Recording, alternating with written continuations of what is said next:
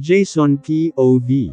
Lumipas ang ilang araw matapos ang pagtatalong naganap sa pagitan namin ni Shelo, at ng daddy ni Emma, pero hindi ko alam kung bakit kahit ilang araw na ang dumaan, ay barado pa rin ang isip ko tungkol kay Emma. Hindi naman dapat ako nag-aalala para sa kanya, hindi naman ako ang nakabuntis sa kanya, at lalong ayokong sa kanya magkaanak. Abala ako sa pagtitipa sa laptop ko, nang biglang may nag-email sa akin mula sa unknown person. Kaya naman agad ko yung binuksan para makita. Isang folder na naglalaman ng mga pictures ni Karel. Hindi ko sana papansinin dahil baka mga pictures niya lang iyon from her recent photoshoot na nakita ko naman na, pero may sumunod pang message na nagsasabing, dito mo malalaman ang lahat. Napakunot ang noo ko sa nabasa, kaya naman agad-agad kong binuksan ang file, at bumungad sa akin ang pictures ni Karel na may kasamang iba't ibang lalaki, at lahat ay hindi nalalayo ang petsa kung kailan siya bumalik sa akin. Mas lalo kong pinakatitigan ang laptop ko, kung saan nakikita ko ang mga pictures ni Karel na halos yung gab na pinakilala niya sa akin ang madalas niyang kasama, at lahat ng litrato ay kuha mula sa isang hotel, malapit sa modeling agency na kinabibilangan niya. Lahat ng pictures ay halos kuha na naghahalikan sila, at magkasamang pumapasok at lumalabas ng hotel. Hindi ko alam kung sinong Pancho Polato ang nag-send nito sa akin, pero isa lang ang ibig sabihin nito, gusto niyang malaman kung niloloko lang ako ni Karel. Kahit isiksik ko sa isip kung hindi magagawa ni Karel iyon sa akin, may mga pruweba na kaya hindi ko pwedeng itanggi pa. Kailangan kong malaman kung sino ang posibleng nag-send sa akin ng email na ito, sigurado akong meron pa siyang ibang motibo sa ginawa niyang pag-send ng mga litratong iyon. May sinend akong email sa'yo, gusto kong hanapin mo ang sender and find it as soon as possible. Antag ko nang tawagan ko ang investigador ko. Copy that sir, may gusto rin sana akong ibalita sa inyo, naunahan niyo lang akong tumawag, sambit naman ito mula sa kabilang linya. Nalaman ko na ang lugar kung nasaan ang pinahahanap niyo, nakita ko siya sa isang probinsya bandang norte. Buntis ba itong pinahahanap niyo sa akin Mr. De Alves? Sunod-sunod niyang antag. Unahin mo yung pinapagawa ko ngayon, that's more important kaysa sa babaeng iyon. I need an answer immediately. Sambit ko sabay putol sa tawag. Binaliwala ko ang sinabi ng private investigator ko, kailangan ko ng sapat na ebidensya tungkol sa kataksilan ni Karel, mukhang nagkamali ata ako ng mga naging desisyon ko sa buhay. Baka may gusto lang manira kay Karel, at guluhin ang pagsasama namin, pagkontra ko sa isip na baka niloloko ako ni Karel na fiancé ko. Mukhang may kasagutan na sa lahat ng tanong ko tungkol sa malaking pinagbago ni Karel, na ipinagtataka ko, kaya ba halos hindi ko siya makasama at maramdaman, dahil may iba siyang sinasamahan. Sir, mag-uumpisa na po ang meeting, sambit ng sekretarya ko, pagkabukas niya ng glass door ng opisina ko. Cancel all my appointments today. Asal ko pagtayo saka siya mabilis na tinalikuran, hindi ako pwedeng maupo lang dito, habang niloloko ng iba, dapat may gawin ako, dahil hindi pwedeng masayang ang paghihintay ko ng matagal sa babaeng mahal ko. Hinabol pa ako ng sekretarya ko, para sabihing handa na ang lahat, pero wala akong pakialam, kaya naman agad akong nagtungo sa parking lot, at mabilis na pinaharurot ang sasakyan patungo sa lugar, kung nasaan si Karel sa mga oras na ito. Pagkarating ko sa lugar, ay agad akong nakita ng manager ni Karel, at baka sa mukha niya ang pagkagulat, marahil ay hindi niya inaasahan pupunta ako dito ng biglaan. Where's Karel? Salubong na kilay kong tanong sa kanya. She's not here Mr. De Alves, sagot niya nang hindi nakatingin sa akin ng diretsyo, kaya sigurado akong may tinatago siya sa mga oras na ito. Kayang-kaya kong ipasara itong agency niyo ora mismo, kaya kung ako sa'yo wag mo akong lokohin, dahil alam kong nandito si Karel. Sigaw ko sa harapan niya. Wag mong gagawin yan Mr. De Alves, nasa dressing room sila sa taas, sagot niya sa mababang boses. Sila ang sabi niya, so ibig sabihin may alam ang mga tao sa paligid ni Karel, kung ano ang kataksilang ginagawa nito sa akin. Mabilis kong narating ang dressing room, na kinaluluguran ni Karel sa mga oras na ito, at pagtapak ko pa lang sa harap ng pintuan, dinig na dinig ko na ang palitan ng ingay na nagmumula sa kwarto, pamilyar sa akin bawat ingay na sigurado akong kay Karel nagmumula. Pakiramdam ko ay umakyat lahat ng dugo sa ulo ko, dahil sa mga posibleng bagay na pwedeng makita. Oras na buksan ko ang pintuan ng dressing room, kaya naman mabilis kong tinadyakan ang pintuan, at bumungad sa akin ang hubad na katawan ng 2 taong nagsisiping. Si Karel habang nakaibabaw sa lalaki na pinakakilala niya bilang partner sa mga shoot niya. Dahil sa naging sipa ko sa pintuan, nagdulot iyon ng ingay at naistorbo ang kababuyan nilang dalawa, dahilan para makita ako ni Karel, at mabilis na umalis sa pagkakaibabaw sa lalaki. Yung babaeng minahal ko ng totoo at pinaglaanan ng buong buhay ko, na nang iwan sa akin ng matagal, ay tinanggap ko pa rin ng buong buo at walang pag-alinlangan, tapos makikita ko lang ng harap-harapan na may kasiping na iba. Bakas sa mga mukha nila ang sobrang pagkagulat, marahil ay hindi nila inaasahan na may iistorbo sa mainit nilang oras, at ako ang makikitang dahilan para mabitin silang dalawa ng lalaki niya. Agad siyang nagsuot ng roba, habang ang lalaki naman ay kampante lang na nagbihis sa harapan ko. Gusto kong makapanakit ng tao sa mga oras na ito, pero para lang akong tuod at hindi gumagalaw sa kinakatayuan ko. I really can't believe that Karel can cheat on me, I feel so betrayed. Mukhang hindi ko na kailangan ng kahit ano pang pruweba o ebidensya, dahil itong nasaksihan ko ng harapan, ay sapat na para mapaniwala ang sarili kong hindi basta paninira lang ang intensyon ng nag-send sa akin ng mga pictures nila. The wedding is of Karel. Madiin kong antag, sabay talikod ng tuluyan sa kanya. Han wait, sigaw ni Karel nang sundan niya ako, sabay hila sa kamay ko. It's not what you think Han, yung nakita mo wala lang iyon, misunderstanding lang iyon antag niya. What do you think of me Karel ha? Hindi ako syunga para isiping wala lang ang nakita ko. You're on top on him, naked and moaning tapos wala lang iyon sayo, you're fooling me Karel.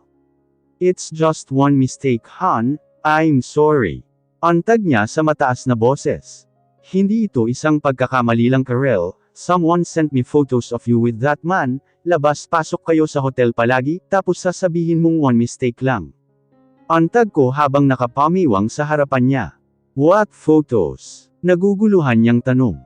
Hindi mo na dapat pang malaman kung ano ang mga iyon, dahil sigurado akong itatanggi mo lang ang mga iyon, at etong nakita ko ngayon sapat ng dahilan ito para maniwala ako.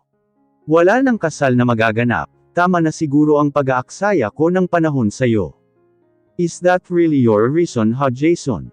Naiinis niya ring tanong pabalik sa akin. I waited for you kahit pa sobrang tagal rel hinintay kita, pero bakit kung kailan ikakasal na tayo, saka mo na naman ako niloloko? I gave you everything, pero lang hiya naman kaya pala halos ayaw mo na akong kasiping, iba ang gusto mo at mukhang mas gusto mo sa kanya. Dahil alam kong hindi naman na talaga ako ang gusto mo, ramdam kong hindi ka na sigurado kung mahal mo pa ako Jason, sigaw niya. What are you talking about? Huwag mong palabasan na ako ang may kasalanan dito Karel, noon palang ramdam ko nang may iba sayo. Kaya wag mong questionin ang pagmamahal ko, kasi alam mong mula umpisa palang ikaw lang ang mahal ko. Pero sinayang mo Rel, inabuso mo na masyado yung pagmamahal ko para sayo. Maigi nang hanggat maaga nakita ko ang tunay mong ugali, hindi ako matatali sa tulad mong manloloko. Mahabang antag ko. Talaga ba Jason? Parang hindi naman yan ang naramdaman ko mula nang bumalik ako sayo. Kaya nga ako mas lalong nagdesisyon na bumalik, para makita ko kung hanggang saan yung pagmamahal mo sa akin na lagi mong pinagmamalaki, masyado kang bulag sa pagmamahal sa akin, naloko kita nang hindi mo nalalaman. Boring ka Jason, at kahit mas mayaman ka na ngayon kumpara sa dati, ayoko pa rin sa'yo. Akala mo ba hindi ko alam na may gusto ka sa Emma na iyon, pero hindi mo lang maamin sa sarili mo, kasi nga syunga at bulag ka sa pag-ibig mo sa akin. Sambit niya. Nandito kami sa lobby papunta sa dressing room ng modeling agency niya, at alam kong nagdudulot na kami ng eksena sa sagutan naming dalawa. Anong gusto niyang palabasin sa mga sinasabi niya, na ako pa ang may kasalanan dahil naloko niya ako?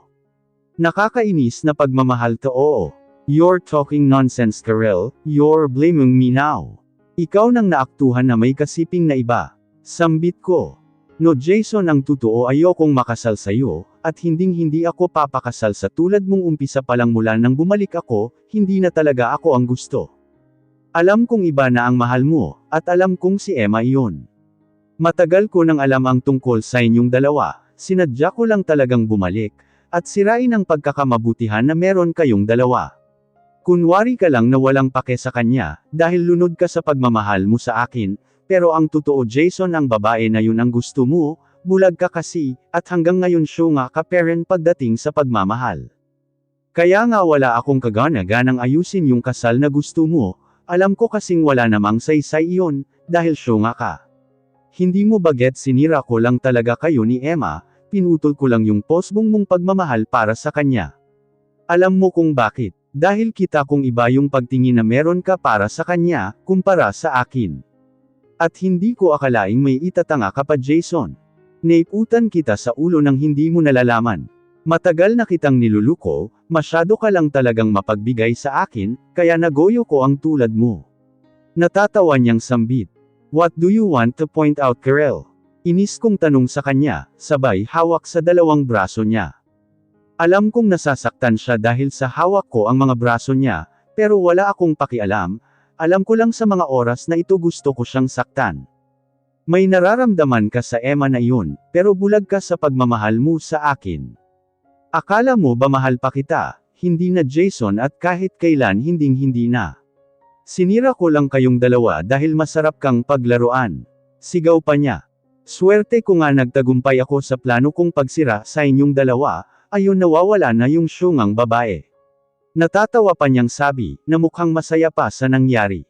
Anong klaseng tao ka Karel, hindi ako nagkulang sa'yo kahit kailan. Sigaw ko sa kanya. Masarap kang paglaruan, dahil bulag ka pagdating sa totoong pag-ibig Jason. At masyado mo akong kinulong sa pagmamahal na meron ka para sa akin. Hindi mo ako hinayaang maging ako noong mga panahon na mahal kita. Masyado kang mapagbigay, at dahil doon nakaramdam ako ng kulang. Nakaramdam ako ng pagiging sakal mula sa'yo, dahil rin sa'yo lahat ng gusto ko ay hindi ko nagagawa. Kaya nang makita ko kayo ni Emma na magkasama sa rest house natin sa Batangas, at napansin kong iba ka tumingin sa kanya sa paraan ng pagtingin mo sa akin, sobrang magkaiba Jason, ibang-iba kaya nakaramdam ako ng galit at inis, kaya naman naisipan kong sirain kayong dalawa sa isa't isa sa paraang alam kong magiging madali, at iyon ay ang bumalik ako sa buhay mo. Alam ko lahat ng ginagawa mo sa buhay, at mas lalong alam ko na hinahanap mo ako, pero matalino man ang matching Jason na iisahan pa rin, kahit anong galing ng investigador mo nagagawa ko siyang pahirapan sa paghahanap sa akin. Sa madaling salita Jason nasakal ako sa kalmado mong pagmamahal, walang thrill, walang excitement, boring ka kaya nang ayain mo akong magpakasal iniwan kita, at literal kang syunga dahil nagawa mo pa akong antayin ng pagkatagal-tagal. Hindi mo ba gets doon pa lang na ayoko sa'yo? Ayoko na sa'yo Jason noon pa man, at kahit anong mangyari hindi na kita magugustuhan, at kahit anong gawin mo ngayon hindi kita pakakasalan kasi nga boring ka. Unti-unti ay nakaramdam ako ng insultong may halong kirot sa dibdib ko, dahil sa mga sinabi ni Karel, hindi ko inaasahan na ganoon ang tingin niya sa akin, masyado niyang kinuwestiyon ang pagmamahal ko para sa kanya. I'm a one-woman man, kaya masama bang siya lang talaga yung gusto ko, kahit na nasa harapan ko na lahat ng mali niya. Binitawan ko siya mula sa pagkakahawak sa mga braso niya, saka lang tumayo sa harapan niya, bago huminga ng malalim. You should told me everything Rel, hindi yung humantong pa tayo sa ganito.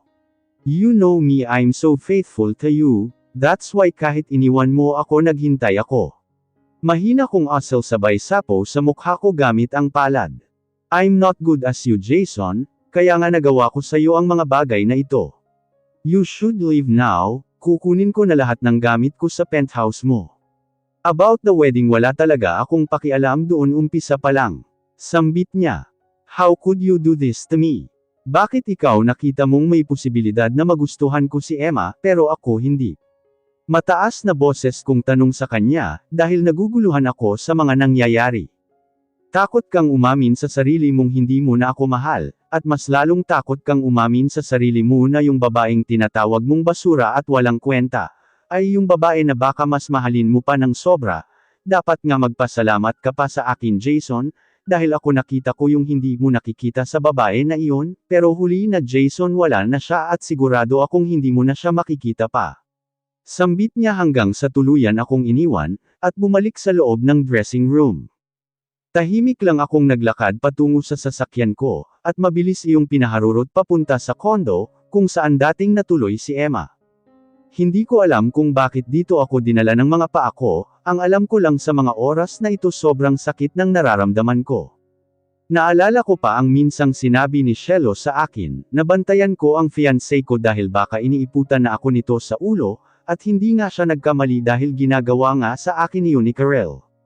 Since ako ang may-ari ng condominium, nakapasok ako sa unit ng walang kahirap-hirap, inilibot ko ng tingin ang buong paligid, at bawat sulok ng unit niya siya ang nakikita ko.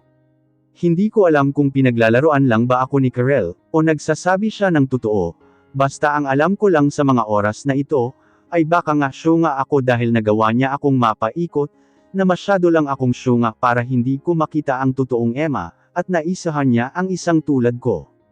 Pumasok ako sa kwarto, at paulit-ulit kong inalala yung mga oras na kapwa namin pinasasaya ang isa't isa, and while looking at the room, suddenly I heard her laugh and shout. I remember her laugh and shout whenever we're fighting or talking about random things that happened in our day.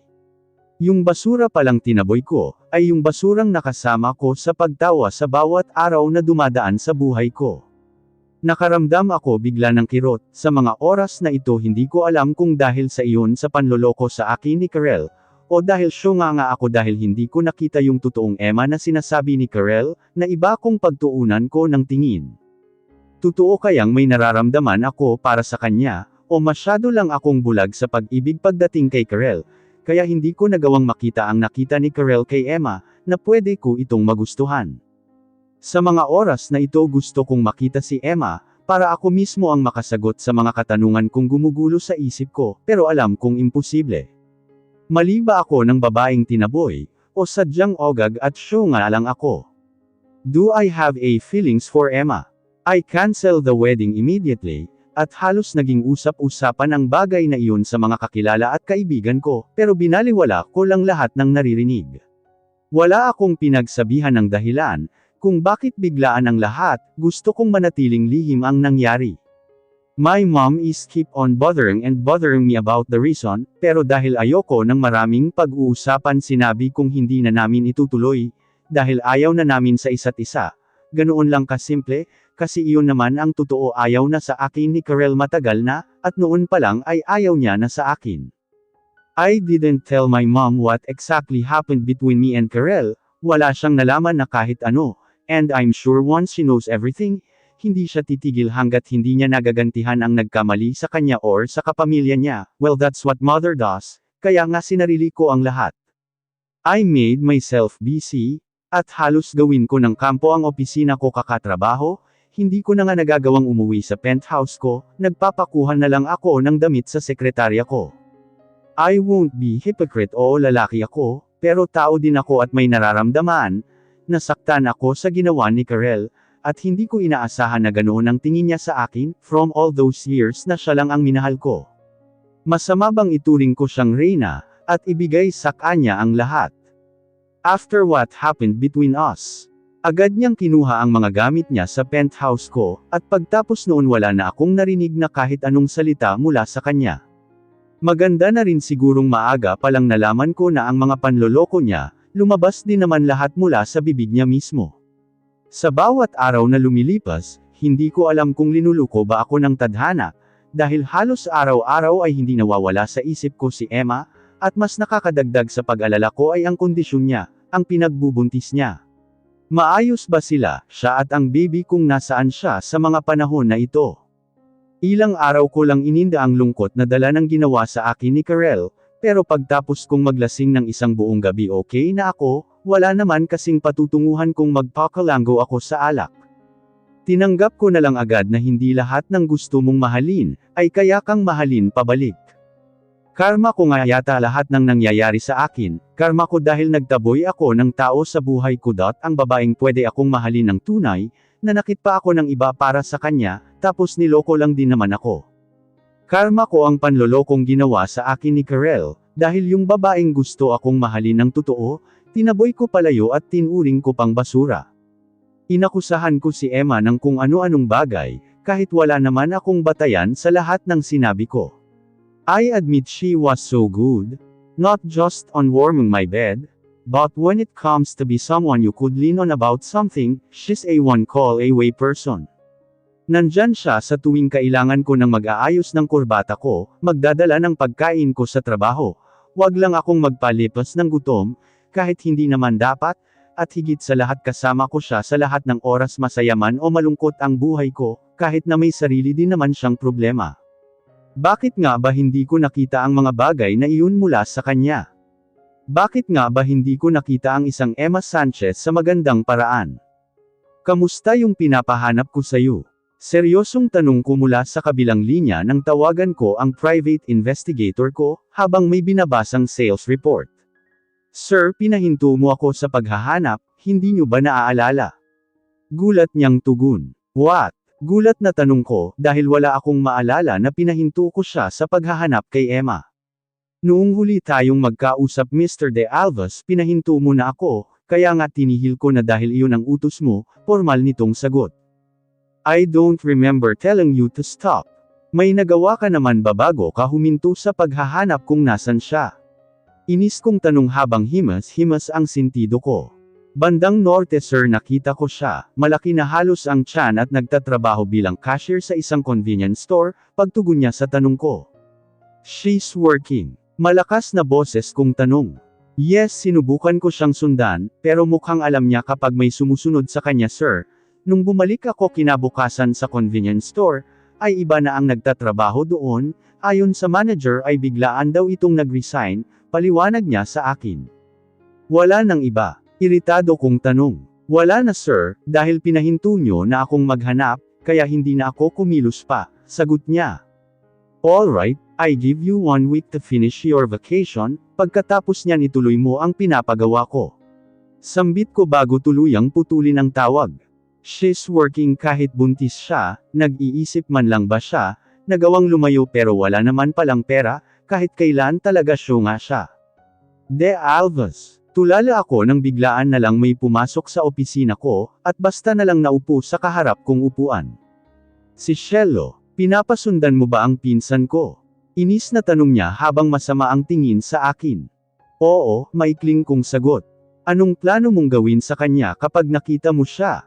Pahirapan at saktan. Hayaan mo na lang siya Jason, tutal wala ka namang pakialam kay Emma, tuloy-tuloy niyang sambit habang masama pa rin ang tingin sa akin.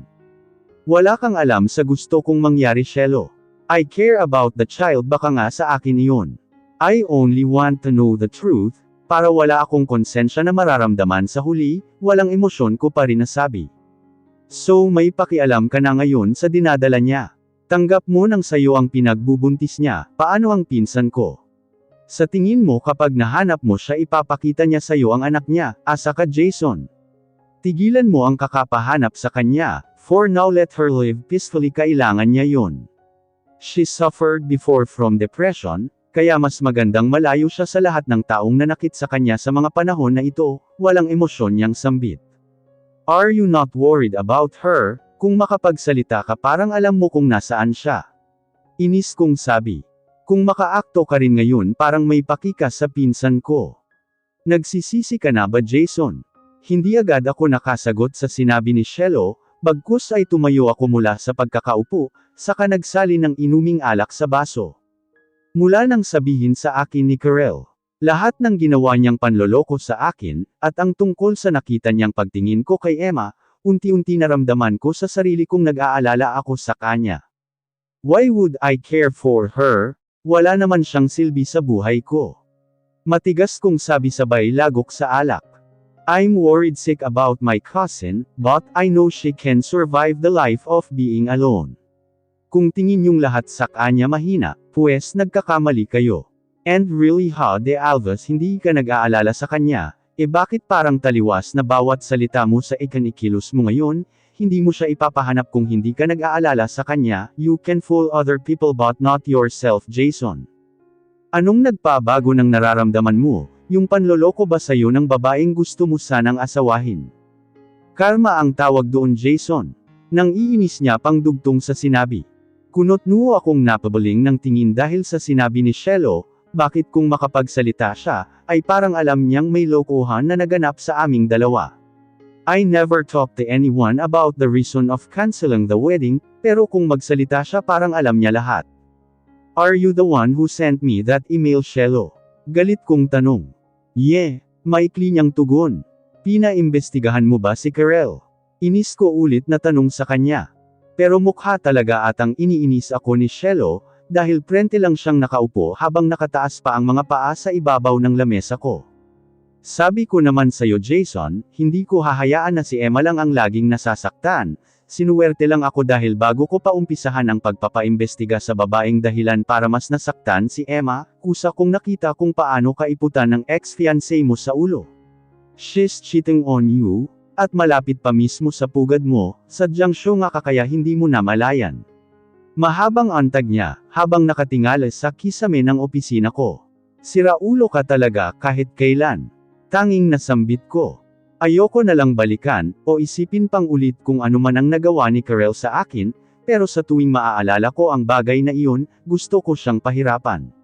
Nasayang halos ang buong buhay ko sa paghihintay lang sa kanya, tapos sa huli tatarantaduhin niya lang pala ako. I used other girls to pleasure myself, lalo na sa sexual na pangangailangan, but I never done something wrong, dahil umpisa palang sinasabi ko na kung hanggang saan lang kami. I set boundaries to all the girls that I used. Once we enter a room and have a rough night, enjoying each other company, it's just nothing after all. Pagkatapos noon hindi na namin kilala ang isa't isa paglabas ng hotel room. Kay Emma lang naman nag-iba ang mga rules ko pagdating sa babae, dahil siya lang naman ang inalok ko ng ganoong kasunduan. Siya lang ang babaeng binalik-balikan, at paulit-ulit kong tinikman, dahil paulit-ulit ko ring ginusto na makasama siya. Baka tama nga si Shelo, karma ko na ang lahat ng nangyayari sa akin sa mga panahon na ito. I hurted a lot of girls, especially those who expect something from me. Karma ko na ang ginawa sa akin ni Karel, dahil tinuring kong basura yung babaeng nagpuno ng mga pangangailangan ko, noong mga panahon na hinihintay ko siyang bumalik sa buhay ko. Lumilipad na yung isip mo Jason, mahirap yan. You know what, I'm still a good friend to you. Hanggat maaga na isalba kita sa isang palpak na namang desisyon sa buhay. I should go now, mukhang kailangan mo pang mag-isip ng tama mag-isa. Natatawa niyang antag sabay tayo mula sa swivel na inuupuan.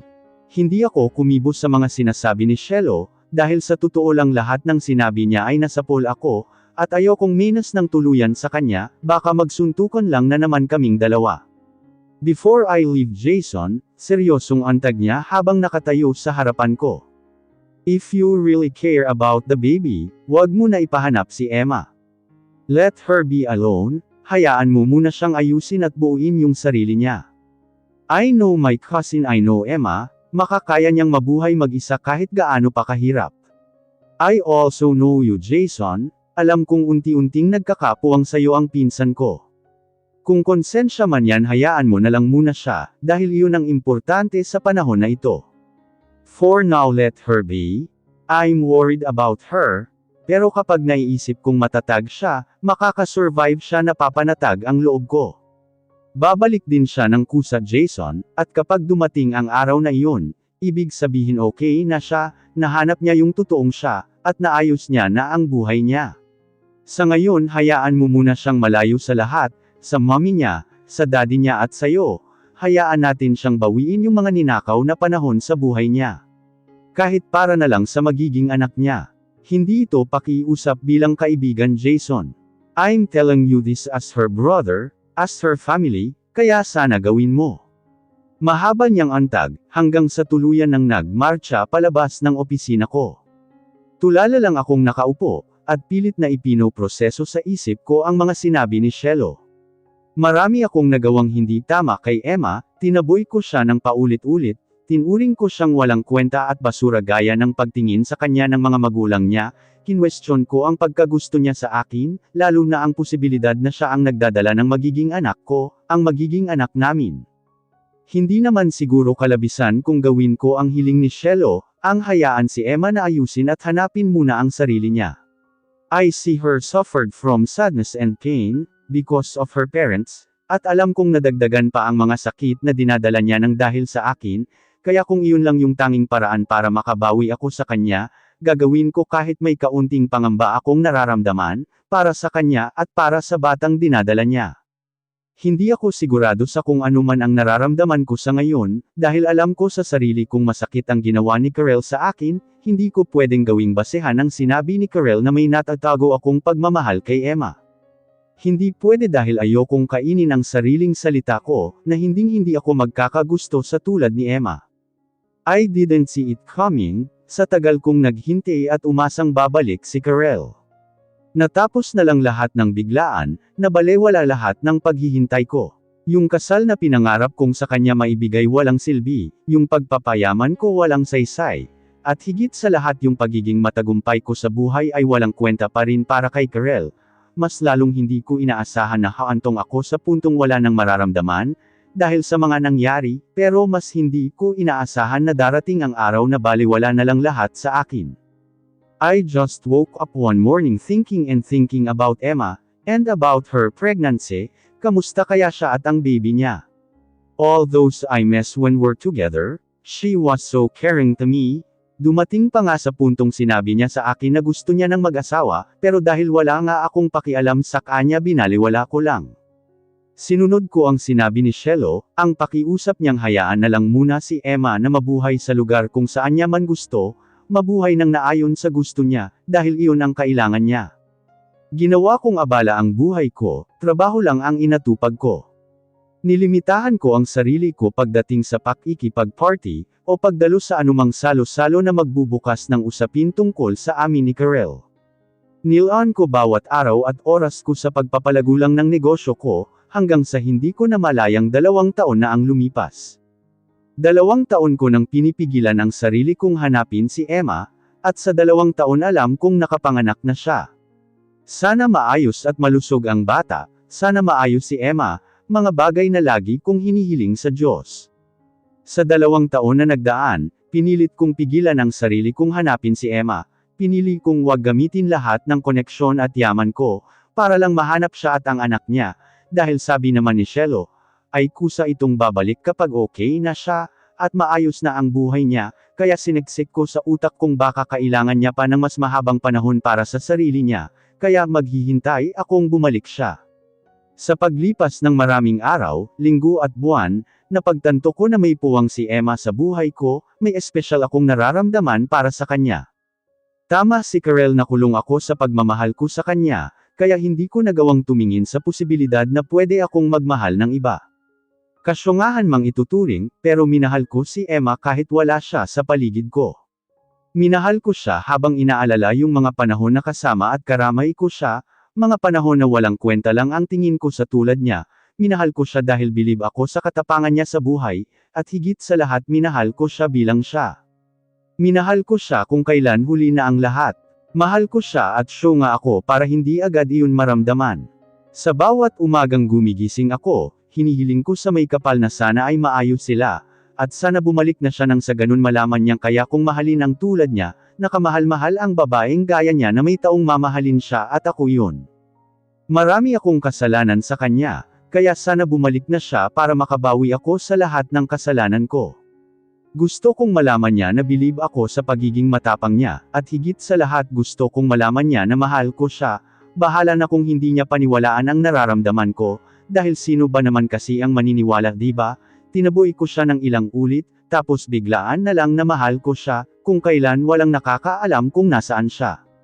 Araw-araw humihiling ako na dumating ang araw na bigla na lang siyang lilito sa harapan ko, o kahit magkasalubong man lang kami sa daan.